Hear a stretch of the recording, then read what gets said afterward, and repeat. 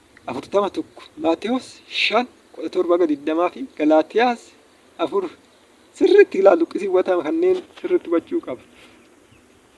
Ba'uu irratti maal jedha seete? Ba'uu 25:8 irratti an isin gidduu akkan jira isa godoo qulqullaa'aadhaaf jira ijaaraa jala.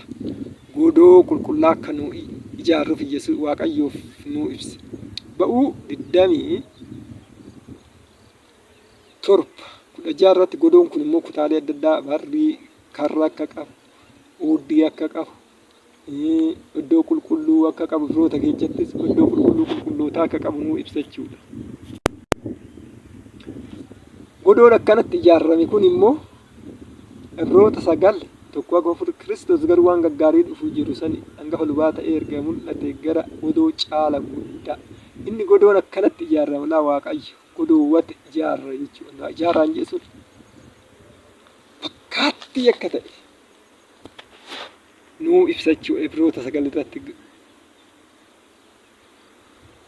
caala guddaa ta'ee raawwate godicha keessa.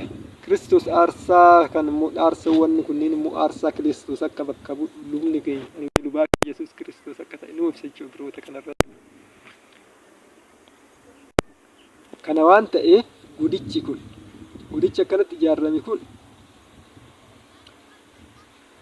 fakkaattii waan ta'eef manni qulqullummaa kitaabni qabu haarawaa achii dhufe jechuudha. Mee oddii mana qulqullummaa Waaqayyoo hedduun iddootti qulqulloofnu Yesuus wajjin duunee isa wajjin du'aa kaanu. Galaatiyaas 4:5 irratti bar murameef yeroo guutetti garuu Waaqayyo ilma isaa erge. Yeroo ergametti dubartii irraa dhalatte. Seera jala galata. Inni warra seera jalaan nu furuudha. Yesuus Kiristoos Waaqayyo jechuudha. Luba guddicha manni qulqullummaa Waaqayyo guyyaa irraa manni qulqullummaa lubatti Yesuus Kiristoositti dabre. Kiristoos garuu ilma mana Waaqayyoo amanamaa ture. Amanamaa keenya manni qulqullummaa Waaqayyoo kakuun duraa waggoota 100 fandamte jechuudha. Yohaannis 2:9 yommuu Yesuus deebisee mana qulqullummaa kan jigsa ani immoo guyyaa 3 manni qulqullummaa kakuu moofaa keessatti ijaarame jigee lammata deebi'ee ijaarame jechuudha Yesuus Kiristoos. Akkamitti manni qulqullummaa kana fakkaata? Innis gara alaatti maal arga? Karri kun maalitti jijjiirame? Wangeela Maatewos haga hojii ergamtoota. Inni lammaffaan ooddiin kunoo Roomee haga ergaa Yihuudii. Mul'anni cuunfaa kitaaba hundaa akka ta'e gara fuulduraa sirriitti waliin laala. Balballi dura kakuu moofaa keessatti akkasitti ijaarame hojii misiraachoo balbala jechuudha kallattii itti seennu jechuudha oduu misiraachoo karaa fayyinaa waggoota 100 akkamitti akka deebi'ee jiru ijaarame akkamitti Yesuus Kiristoos gara biyya lafaa ofii akkamitti akka nu furu balbala nuu ta'e qulqulloofne kallattii Yesuus Kiristoos itti kan guddannu immoo Roomee haga ergaa Yihuudii jechuudha. Manaan qulqullummaa Waaqayyoo kun ijoo wangeela bachuu keessatti namoonni cuuphamuun mootummaa Waaqayyoon galchu inni kun pilaaniidha. Kakuu moofaan akka seera hafuuraa hubannuuf pilaanii wanna tokko amma namni soofteerii hojjetu tokko amma soofteerii injiinaringiin tokko dura koodingii barreeffama kaasee fakkaata wanna hunda godheetu koodii godha jechuudha. Koodii jechuun pirogiraamitti jijjiirama laa kompiitarri jechuudha. Namni koodii san dubbisee ta'u waa'ee pirogiraamii san hubate jechuudha. Koodii san irraa fakkii san irraa illee inni kakuu moofaa san koodii akka keessaa pilaanii san jechuudha laa. Dizaayinii kaasta namni soofteerii kaastu sukeensi diyaagiraamii kilaasii diyaagiraamii wanna hunda maaliif inni kun hubachuuf koodii gochuuf kallattii adda addaati inni kunillee pilaanii. Dhaan amma iskeecha namni tokko fayyuudhaaf wanna wal qabsiifne duratti Ermiyaas 31:34 irratti yakkaaf waa'ee cubbuu iskeechatti sirriitti ibsa cubbuu waa'ee gargartaa inni ilaala yakkaa isaanii nan dhiisan jedhu sun iskeechatti kooddii kana keessa wantoota meeqa jira lamatu yakkaa fi iddoo yakkaa fi cubbuu nurratti lakkaa'u iddoo yakkaa iddoo cubbuu nurratti lakkaa'u iddoo lubni itti dhiqatu jechuudha. Dhiqachuu jechuun yakka inni roomee 5:8 qulqullaa'u isarraa cuuphaa jechuudha. Kallattii cuuphaan adeemsifama. Inni lammaffaan iddoo aarsaa itti qophaa'u, iddoo waan hojjenne cubbuu hojjenne lubatti kenne lubni qaleetu aarsaa buusan. Inni immoo lammata dhalachuu foon Yesuus Kiristoos laphee Yesuus falfuu dhiiga Yesuus Kiristoos kan keenya finneen lubatti kenna malee lubni hin barachiifuuf bu'ee nuuf dhiyeessa. Kanaaf namni tokko Waaqayyoon kadhataafoo jedhama. Wanna Yesuus Kiristoos ofii go'achuun jalqaba adeemsa deemuun dirqama. Ooddii kana keessa darbuun dirqama. Namni tokko gaafa qalbii jijjiirrate gaafuma nan amana isa nu duun ta'in adeemsa kanneen keessa darbuu qaba. Lama balbala keessa darbuu qaba. Wangeelawwata kana fudhateetu Yesuus Kiristoos fayyisaa lubbuusaa qalbii jijjiirrata. Erga qalbii jijjiirratee ni barata ooddii keessatti ni qulqullaa'a. Yakka addaam isarratti mursiisan ni cuuphaan ofirraa dhiqa. Inni lammata dhalata. Qabeenya Yesuus Kiristoos qabeenya isaa laphee Yesuus Kiristoos jechichaan sagaleen dhalate jechuudha. Gaafa sagaleen dhalate aarsaa qopheessa jechuudha Waaqayyoo. Mootummaa Waaqayyoo galee kan jedhan kutaa qulqulluu kana. Qulqulluu alaa kutaan qulqullaa'uun dirqama. Kana malee ooddii kana keessa jiraate mootummaa Waaqayyoon galu. Isa jecharraa argan durboota kurnan kanarraayyuu isa cuuffaa ijaarsa sagalicha jechichaan kan yoo namoonni hin qalle gaafa Yesuus dhufu gara mootummaa Waaqayyoo akka bardeen itti cufamu akka guyyaa Musirrootti cufamu ni ibsa. Kana malee mul'ata tokko irratti tokko qabdanii yoo dubbistan ooddii kiyya laala guyyaa saniif ooddii kan naannoo itti hiitan akka itti cufamu akkamitti akka balleeffaman nu ibsa. Saba Waaqayyoo miti warri ooddii kana keessa jiru.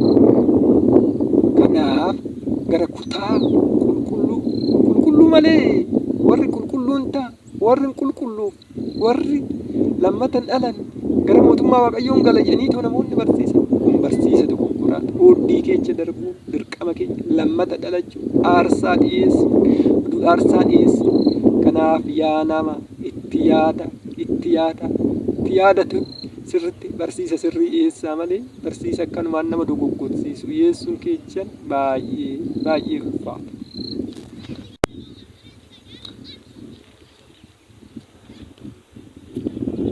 Kutaa qulqulluu kana keessa wantoota meeqatu jira seete? Wantoota lama. Inni tokko baattuu biddeen sagalicha jechuudha lallallee wantoota namni tokko sagalicha soorata keenya.